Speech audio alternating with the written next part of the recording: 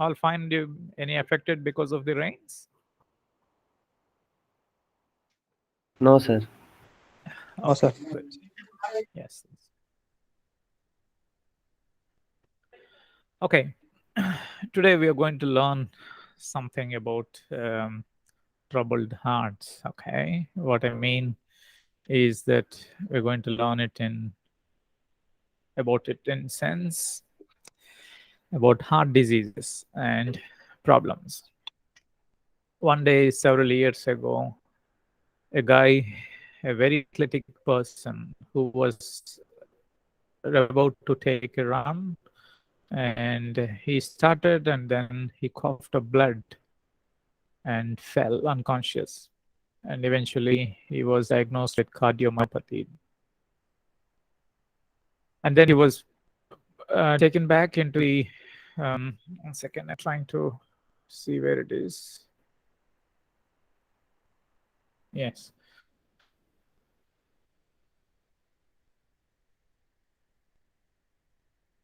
Okay. Yes. So he was taken back to the hospital, and then his heart was no longer useful. So they were waiting for him for heart transplant. The point that I'm trying to bring here is he's a healthy person, young one, and he is an active, physically active person, and yet he has problems with the heart. This is to imply that there is no guarantee, or there are multiple different factors other than physical activity which could actually cause. Mostly it is also related to the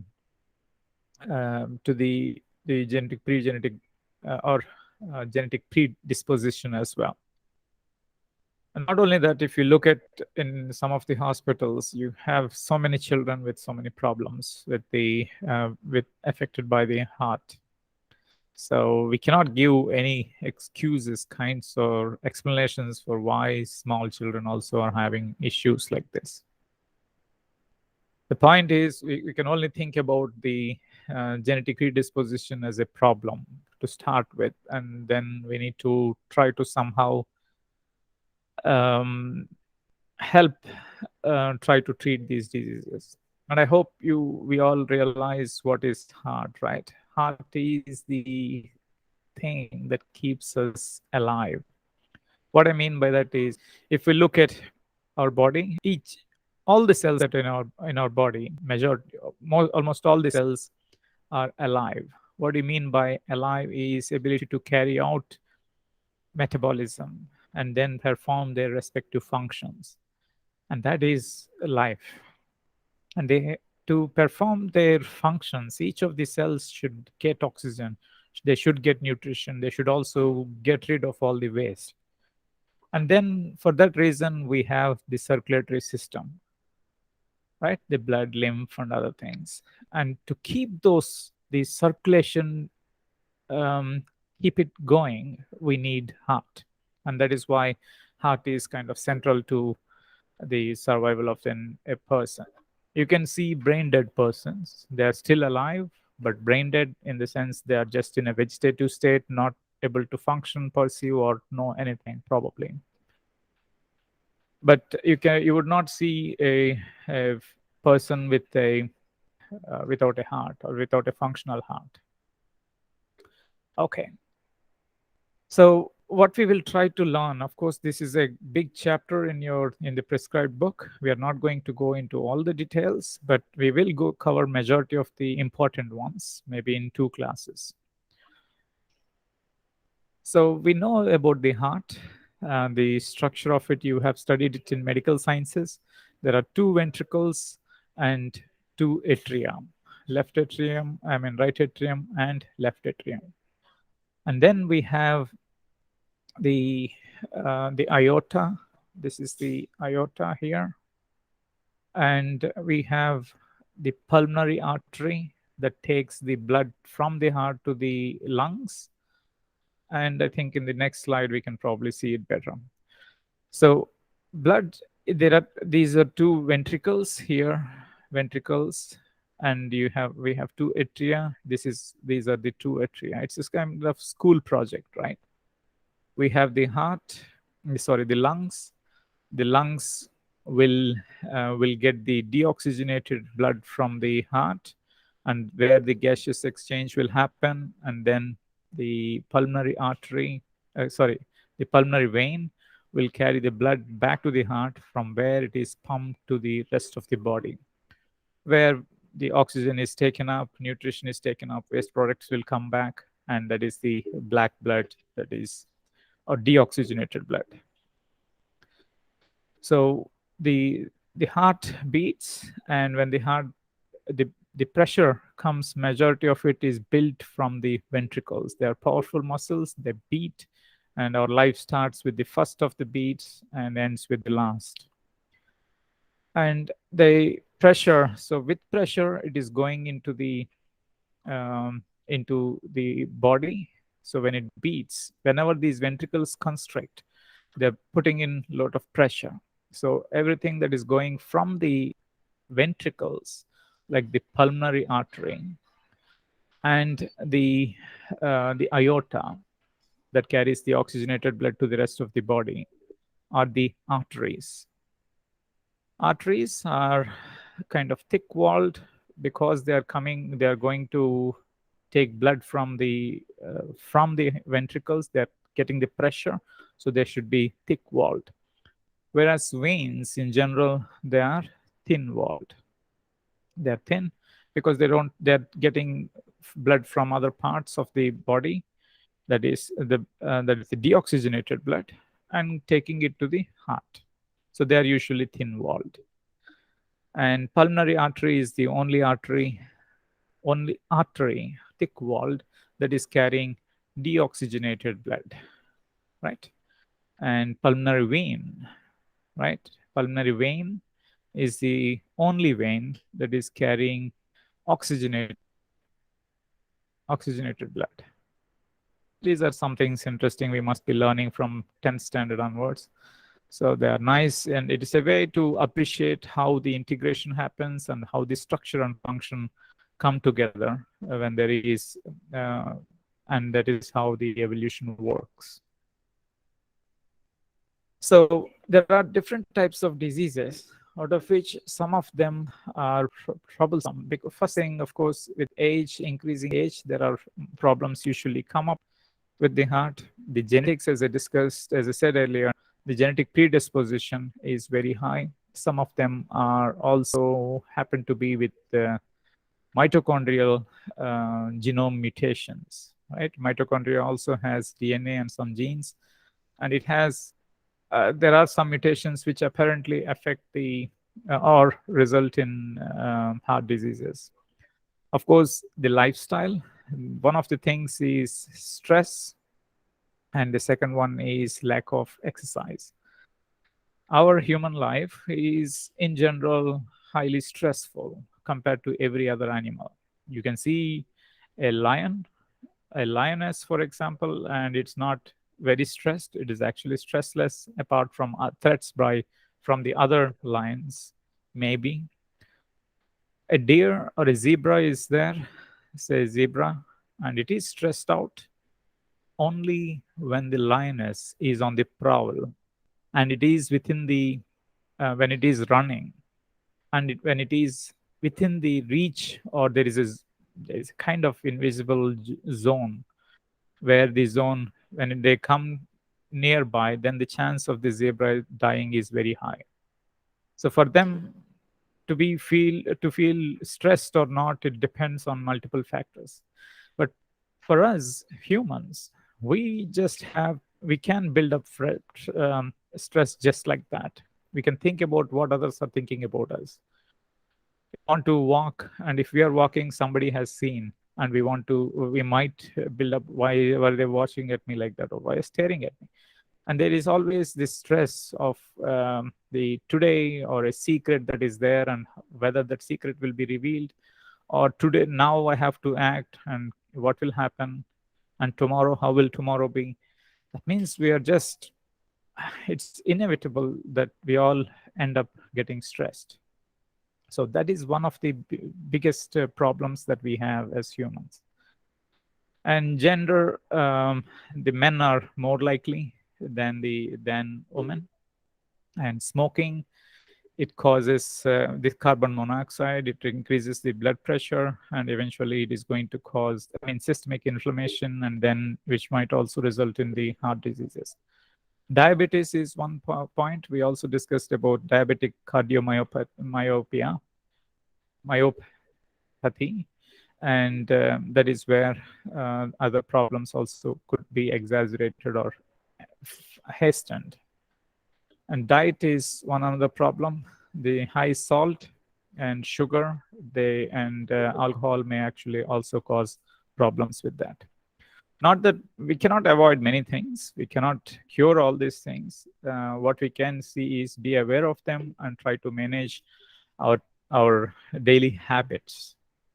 Mostly that can be done is to avoid smoking, those that we shouldn't do normally. Lifestyle can be bettered, and try to live a stress-free life by just disregarding for many things, probably, right? We write exam, it's a stress. Everything is a stress in general. Of course, there are two things in our hands that we could probably do is this is diet and lifestyle. That is within your hands. Have a very active lifestyle, and diet should be appropriate. Okay, there are multiple diseases of the heart. We don't have to go into all. You might have read a few of them. Of them, the prominent ones are the coronary artery. Sorry, the pen is not writing well today. The coronary artery disease, that is we forgot to mention that, I think. The blood vessel that supplies blood to the heart muscle, the myocardium, is the coronary artery. And if these plaques that build up, then the blood flow to the heart is reduced, because of which there is starvation or oxygen, or hypoxic condition, or lack of nutrition, because of which the heart muscle might be dying out. The other one is arrhythmia. It is about defective electrical signals within the heart, because of which they don't beat in proper order. And occasionally, when the heart failure can happen because of dilated ventricle, the ventricle becomes too big. We'll see those, and we will discuss about that in a while. There are also problems with these valves. We have 4 different compartments, right? And when there is an inlet here, and there is outlet to the vein, for example. So from the atria, blood will flow in. And when the ventricle constricts, the blood shouldn't go in this way, but only go in this way. And these are regulated by these valves.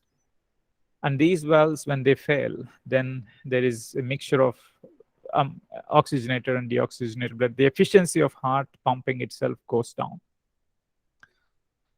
This is cardiomyopathy, when the heart tends to grow in thickness. The myocardium increases in mass.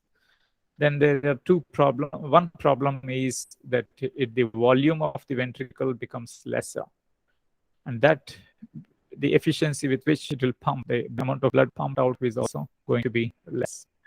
Pericarditis is the pericardium is the thin layer of cells that are present on the heart, and that could get inflamed, and that could cause diseases as well. Aorta could develop some aneurysms like this, swellings, because of which the blood flow is not so appropriate. And then we have systemic vascular disease because of inflammation and other things. And then the circulatory system is affected. So the common pathologies that we were talking about is the heart attack, the coronary arteries. If there is a blockage, say for example here the blockage is, and this whole tissue to which that particular blood vessel was supplying nutrition is now blocked, because of which this part of the myocardium starts dying. myocardium is highly sensitive to ischemic conditions, lack of oxygen, and they start dying very rapidly relative to many other tissues. So these are some of the valve diseases that I was discussing, and some of them because of sudden cardiac arrest, that is the electrical impulses that are the troublesome ones. So what do we have as remedies for these? Is, say, for if it is an electrical problems, then we can have pacemakers. These are the pacemaker. It's a device that can send the signals of contraction, relaxation alternatively to both the atria as well as the ventricles. And that way, this is a good enough solution. Many people do survive with these pacemakers. Only thing is, say, our heart will increase the speed of the heartbeat rate, right? When should it increase? When should it reduce? It is all controlled by the nervous system and a kind of autonomous nervous system. And it is continuously, when we are supposed to run, it starts beating harder and we get more blood and oxygen, because of which we can run faster. But these artificial pacemakers, at least the old ones, are not so good at managing that emotional ways of how to balance this electrical impulse. So for the valve problems, there are artificial valves that are made, which are quite successful in many of the people. And as we were discussing at one point, that the plaques will keep on building, because of which through which the blood was to flow from here. And because of a plaque, the amount of blood that is going through will get reduced. And the percentage of, we'll say, is 20% blockage, 30% blockage, 80% blockage, and so on. With more amount of blockage, the lesser the downstream tissues would be receiving the oxygen and blood, and because of which there will be multiple problems in the downstream tissues. So for those things, we have something called as stents, right? You put this is done along with the open heart surgery. They can be done. You will put the tube like this with a mesh, and when this is the cross section, it is a thin one through catheters. It would be sent in there, and once it reached the place of the plaque, then they pump in air into the balloon that is present here, and the balloon will swell, because of which the mesh that is they put around the scaffold like thing here, that also gets stretched up, and that is how the blocked artery can be opened. And so now the amount of space was, the blockage was, say, 60-70%, right? And once it is through stents, we can widen the artery as much as this one. And there are also many other advancements in you can think as a bioengineer or biomedical engineering stuff, where the heart is not functional well, but we want the heart to do two things. One is the heart should be pumped first, and the second thing to the lungs, and the lungs should have aerated the blood. So those things can be done outside as well, where we take this is the peristaltic pump like thing, which will keep on pushing the blood from here to here, and there we have a membrane lung which will exchange which will provide oxygen through it, and then the blood is oxygenated, and then it will come back into the heart, and then it can be pumped to the rest of the bodies. So they do use heparin infusion, just that is for preventing any blood clots that may happen within the body, okay, within the blood. Heparin is an anticoagulant.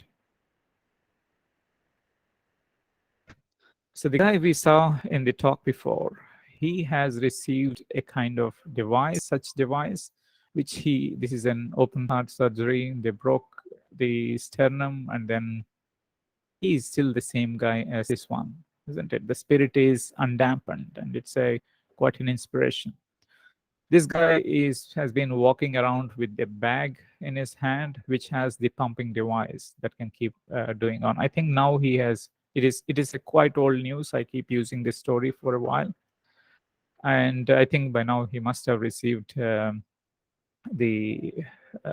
heart transplant.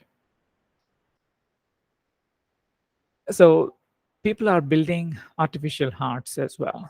I think this costs more than crores of rupees. I don't know, just the device itself, where it can be used it can pump the blood. It's almost like functioning as the ventricles themselves, right? It has so many things. A pacemaker, you need to have batteries to support the enormous power the this artificial heart would require. If we don't know when the heart battery is going to die, then it is going to be a problem to the individual as well. But these are amazing things that have happened in the field of bioengineering or biomedical engineering, and that's why it is important to first see how these instruments work. If we study already the things that have been done by the people, then you can probably make use of it in a better way. But this is not the course that we are discussing. Is stem cell biology, right? There are we will come to that in a short while. So there are disadvantages of all these things. First thing is the functionality. They have tremendous leaps actually in the way these devices have come about. The problem is the timing and the emotional state. Do we have fluctuations in the heart rates based on our needs and emotions? And the second one is the durability. How long would they be? The most important is each of these procedures are expensive and also very stressful for the individual. And then if we put anything that is not biological in general, there is always a problem of infections. Say if bacteria somehow escapes into the blood, and it'll keep around until the immune system captures it. And if the immune system fails to capture it, it might settle onto some substratum. And those substratum, the best substratum, are the foreign bodies that are present in our body, if we have put it as implants or so.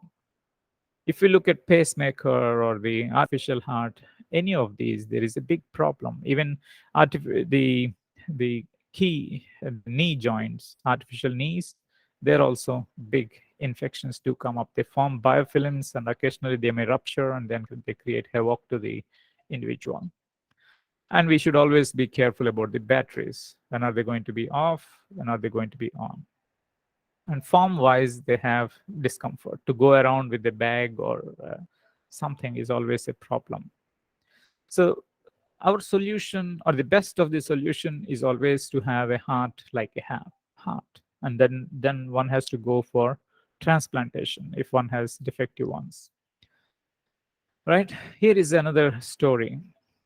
He's a business magnate who worked very hard all day, very lot of stress, and all of a sudden he had massive heart attack and collapsed.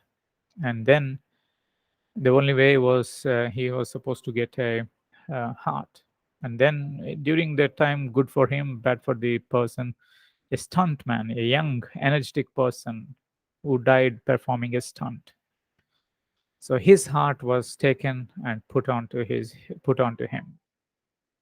And apparently, in one of the interviews, this guy says, "I used to keep watching news if anybody died, so that I can get the heart." That's what the desperation to live looks like. So we don't have to be judgmental about what he thought, but he has his own reflections, and that is why he's openly saying it.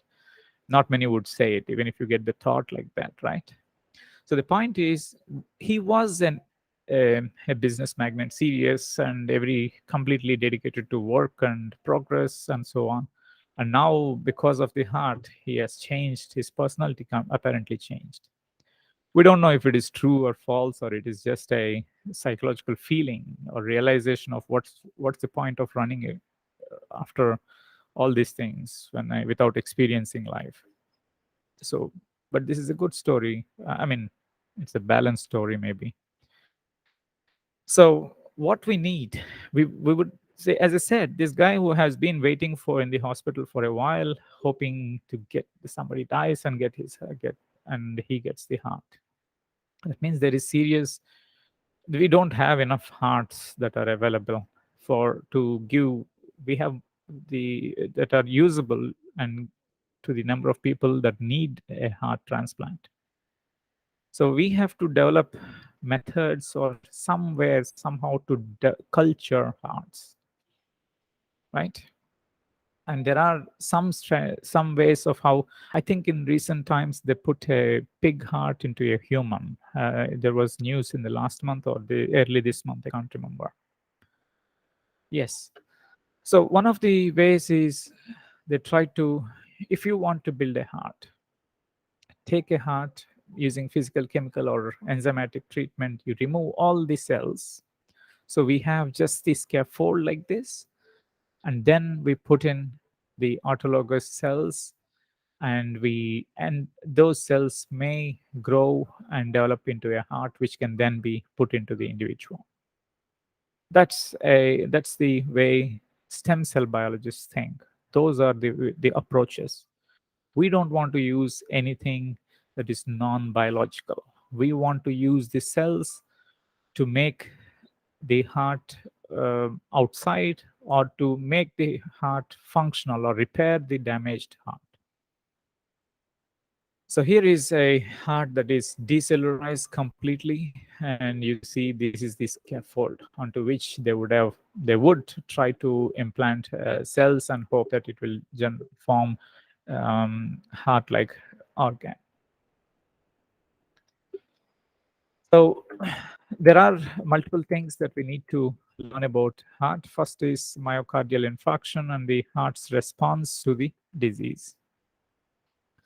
So as we were already discussing that the blockage, and it might happen, say 50% blockage, and then it might grow into 90% blockage, where the individual might not be able to exert physical work or perform physical work, because the supply of blood to the heart has reduced.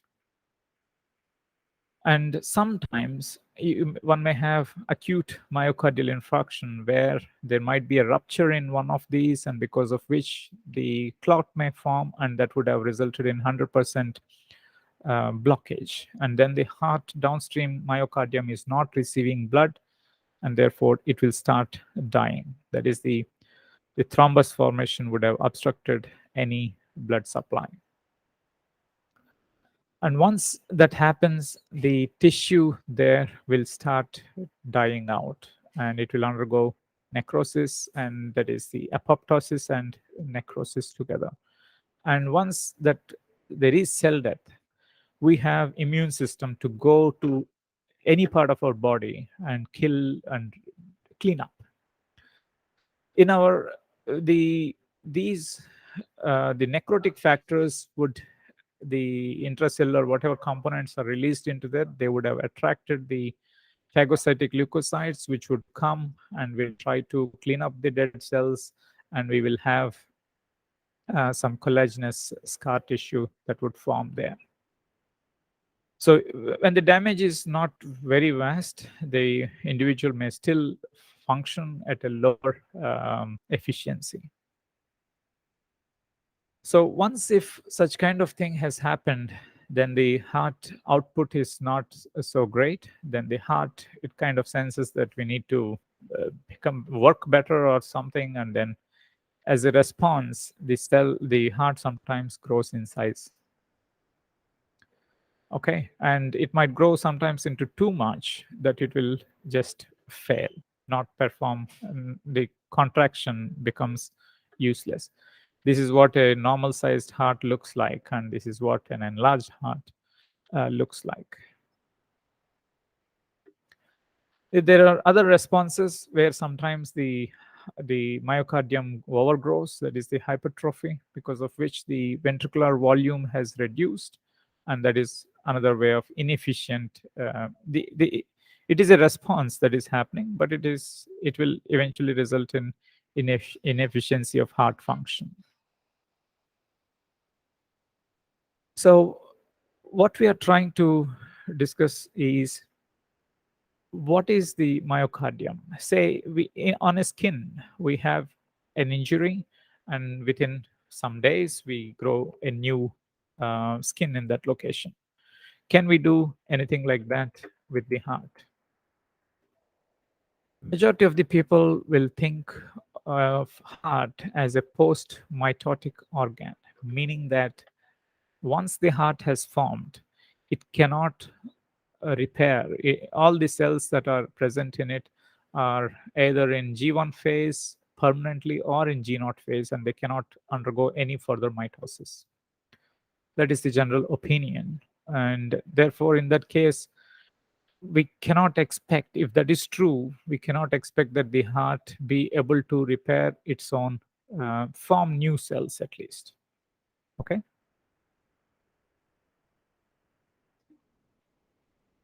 Then, one second. There are other things that we need to also discuss, but we will just whether a heart is a post-mitotic organ or not is a big question, because some people do not agree with this. There is a rate of death for cells, myocardial cells as well, and if one has to consider this, there is a rate of death and there is no rate of production of the cells, then the heart would have actually vanished, isn't it? So the rate of death is noticed. People have acknowledged that there is the rate of death. But what we did not notice so far is any appreciable cell division within the myocardium. Because we did not observe this, people think heart is a the post-mitotic organ. But what if we take into account the rate of death of these cells that normally happens also, then we cannot explain how the heart is still existing, except by this case where we have some production of cells, regeneration is possible. So this argument or this debate keeps on going. So we don't have to take it as a post-mitotic organ. Maybe it is not a post-mitotic organ. There is a limited amount of cell division still possible within the heart. There are interesting other scenarios. A female individual has received bone transplant from a male. Okay, she had some issues, so they took bone marrow from this individual and gave it to the female. What happened in that case is, in her heart, some of the cells were having Y chromosome. Y chromosome in a female is abnormal, or we cannot understand it, except it can probably be explained only the only source possible, at least within our reach of understanding, is that the bone marrow that is given from here must have contributed some cells to the heart here, and that is how this Y chromosome may have come into the body. Okay, probably if the female got it from a female, you might also, those bone marrow might also have contributed to the heart, but it is difficult to find it out. But because both are having X chromosomes, whereas in this case the Y chromosome in a female is abnormal, and the only source is possibly from this individual, right? So This is to imply that somewhere from some other part of the body, there is contribution to the heart, right? The heart is being replenished constantly is a kind of hypothesis that comes from such kind of observations. Here is also the mothers that have given birth to boys, okay, also probably for girls. They will find they would find some of the blood, some of the heart of this woman may also have Y chromosome. That is, the cells containing Y chromosome. That is possible if only there is a chimerism, right? That is, you usually call it as microchimerism. That happens just like that. Okay. Yes. So original concept of cardiac cell therapy is that we want to replace the we want to replace the we want to replace the muscle cells, and the other one is to use embryonic stem cells to put in to repair the heart. Here is a picture that will summarize many of the things, approaches that were possible with the cardiac cell therapy. First one is this one. This is a nice one in sense that the skeletal muscle, right? Skeletal muscle has several advantages. Skeletal muscle is much more tolerant to ischemic conditions. So, say for example, when we are running hard, we don't have blood in the muscles, maybe, or oxygen, and still the skeletal muscles can work. So they're much more tolerant to ischemic conditions. So what if we give these cells, the myoblasts, skeletal myoblasts, we take them, we culture them, increase them in number, and put it into heart? Why these cells? Because already there is a problem of getting oxygenated blood to this location, isn't it? If we put normal, or if you put heart cells, which are not so tolerant, they would die again. So instead, what if we put skeletal muscle cells? They would provide, because they have several advantages. That is one of the thinking. I'm discussing the thought processes so that you can also think on those lines when you are supposed to address similar situations. As I discussed before, the bone marrow, some cells from the bone marrow can probably, the mesenchymal stem cells also, they can probably contribute to the heart. That is another aspect of it. And some people believe that there are some resident stem cells from the myocardium which can probably be coerced into cell division. They can probably form new new myocardiocytes in there. That is trying to make the heart heal itself.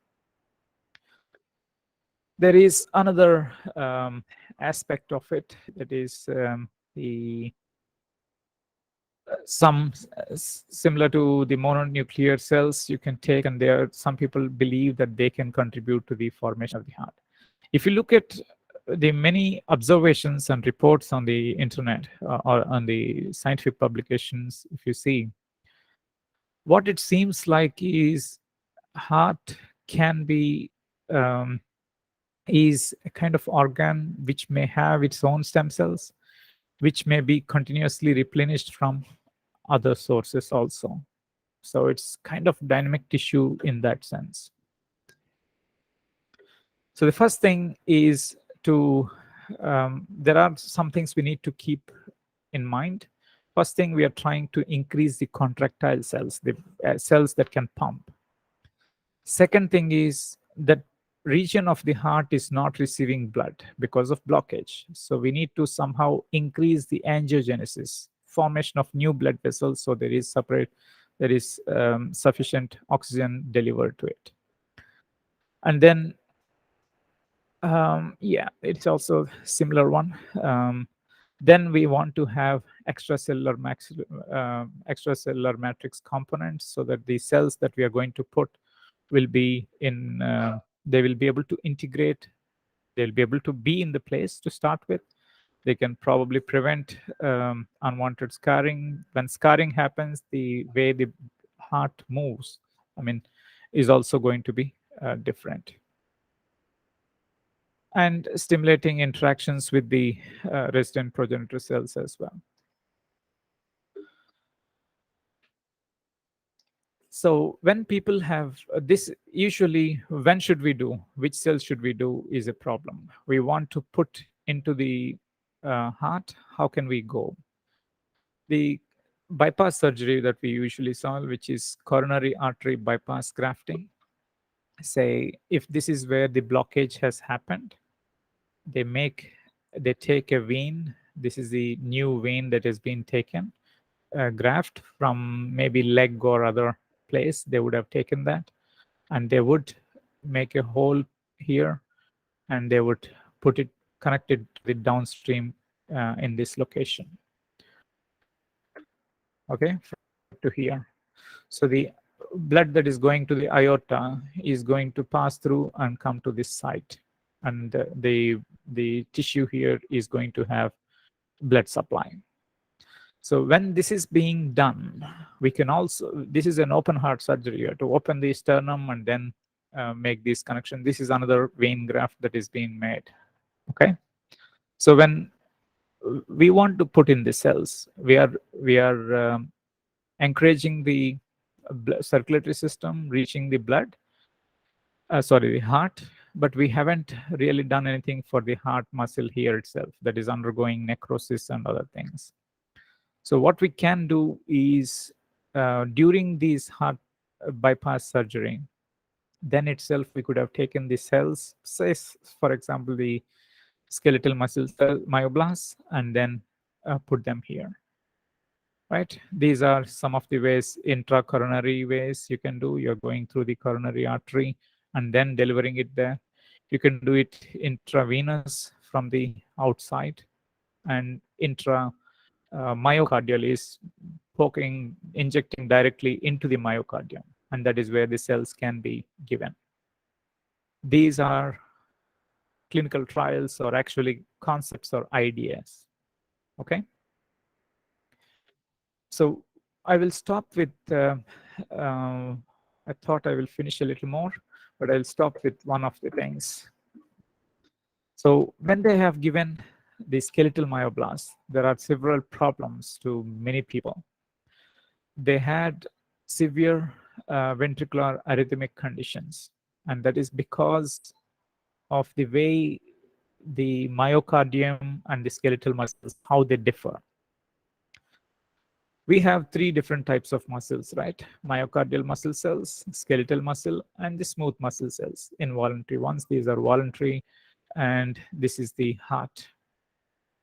The heart, the myocardium, the heart muscle cell is different, and it has lot of expression of connexin or connexon. I hope you know what are gap junctions, right? These are gap junctions. This is the cell membrane of one cell. Outside, this would have been one cell, and say this is one cell, and this would be the another cell. These two cells are connected by these connections, which are referred to as connexin, right? Or connexon, and they form, these are the hexameric ones. They can be open or closed. And in the myocardium, we have multiple of these connexons. That means one cell is continuously, or it is connected directly. Almost, this is an intracellular channel that is present from one cell to the other cell. That means if you take myocardium, the cells are independent, but they actually are completely connected by the cytoplasm in a way, because of multiple these connexons. And therefore, the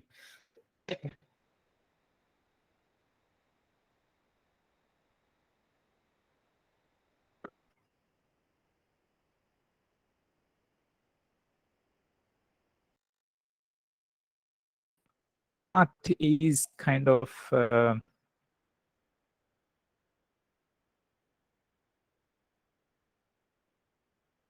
as a organ, they're all working as one unit. There are no individuals in our separate cells there. Sorry. So this is especially same from the skeletal muscle cells. Skeletal muscle cells and the myocardium, they do not express enough of connection. So when we put a heart, when we put this tissue, and we put skeletal muscle cells here, all the myocardium is functioning as one unit, and this is not integrating as much.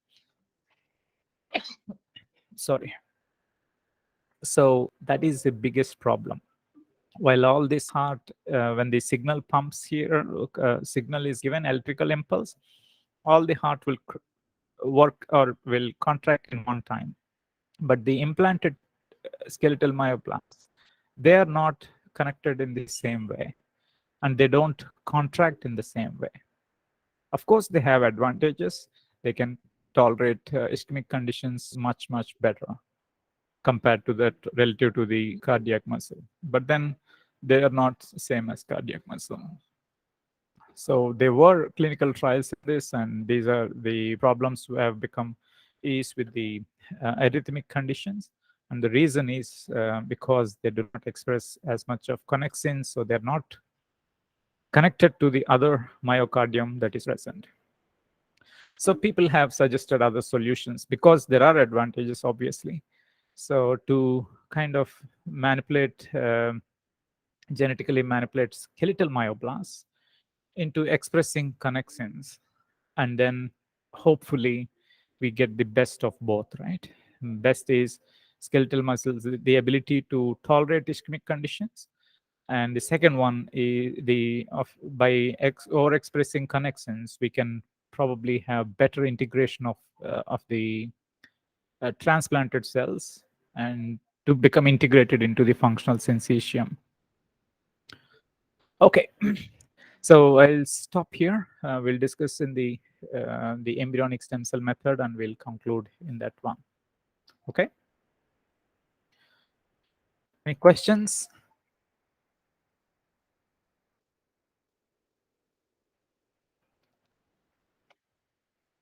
No questions. Okay.